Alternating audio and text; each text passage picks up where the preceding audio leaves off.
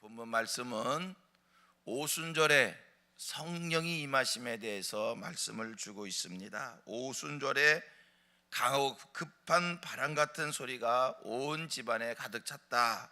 1절, 2절 그렇게 말씀을 주고 있어요. 오순절에 성령이 임했다.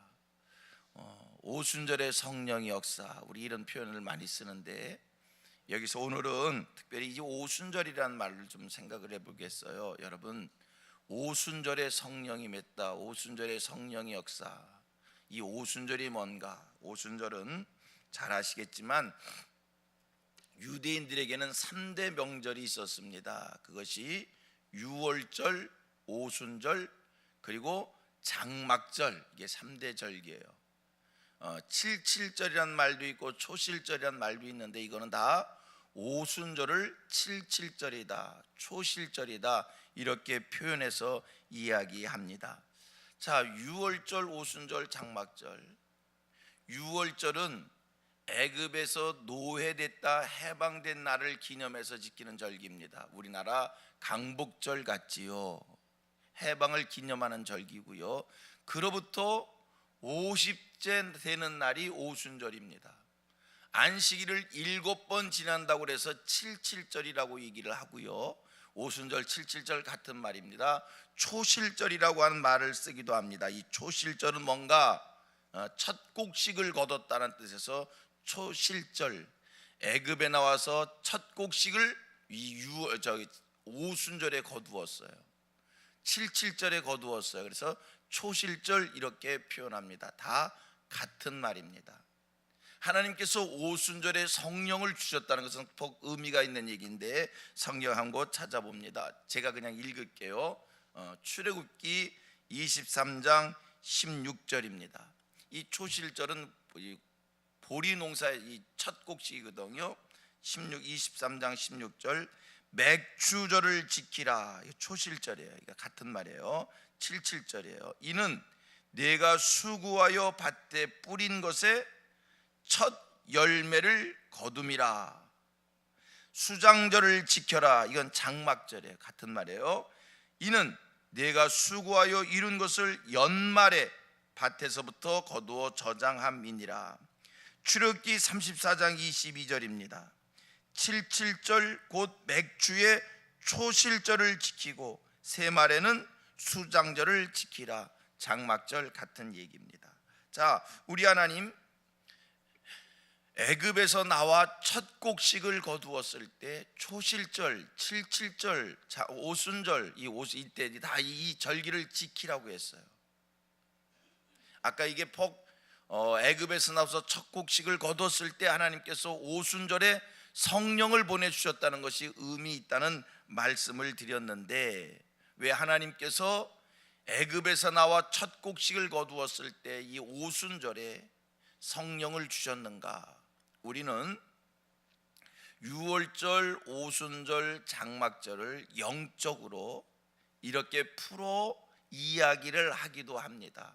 성경학자들이 논하여 얘기하기를 무슨 얘기라고 어떻게 표현하냐면 이스라엘 사람들의 애굽 생활을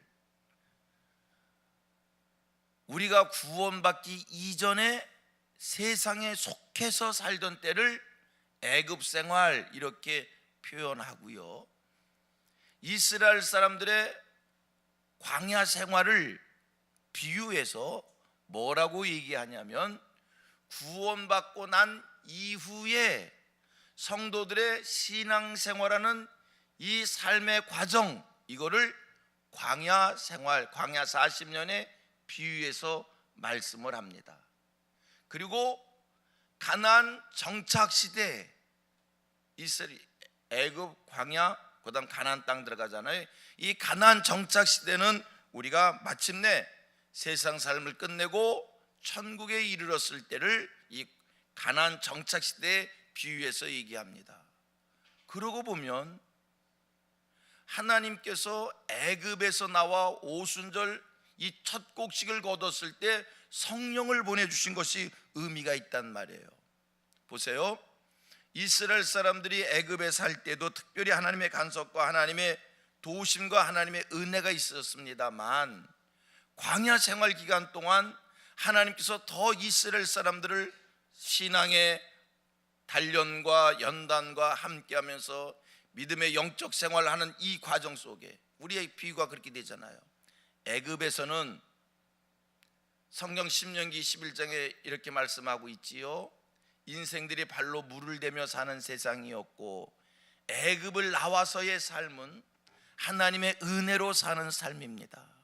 여러분, 우리가 지금 믿음을 지키고 광야에 비유되는 이 삶을 살아가는 과정 속에 특별히 하나님의 은혜, 하나님의 도우심, 하나님의 함께하심, 하나님의 인도하심 속에서 우리가 살아가지요.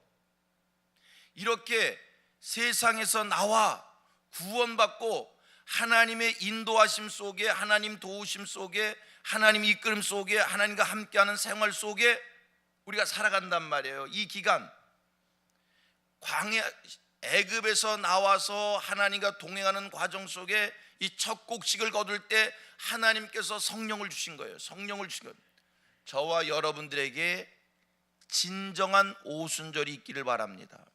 이 진정한 오순절이라고 하는 것이 뭐냐면 애굽에서 나와 첫 곡식을 거둔 것을 하나님 앞에 감사해서 하나님 첫 곡식 거뒀습니다, 이 고백이 중요한 게 아니라 진정한 오순절이란 말은 뭐냐면 우리가 세상에서 나와 하나님과 동행하는 이 영적 하나님과 동행하는 신앙생활함에 있어서 반드시 꼭 필요한 게 뭐냐? 성령의 체험인 거예요. 성령의 임하심 거예요. 여러분, 우리 다 애굽에서 나온 사람들입니다. 세상에서 나온 사람입니다. 이제 하나님과 동행하는 삶을 살아야 됩니다. 발로 다 물을 대며 사는 인생이 아니라 하늘의 우로로 사는 인생이 되어야 할 줄로 믿습니다.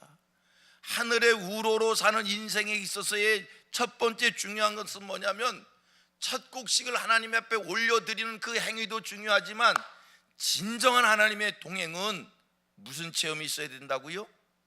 성령의 체험입니다. 성령의 임하심입니다. 성령의 능력입니다. 그래야 우리의 광야 생활, 하나님과의 동행의 삶이 영광스러울 줄로 믿습니다. 우리가 어떻게 하나님의 도움을 받으며 우리가 어떻게 하나님의 인도하심 속에 살아갈 수 있습니까? 성령의 임하심입니다. 자, 그런 의미로 여러분들에게 묻겠습니다. 애굽에서 나오셨습니까?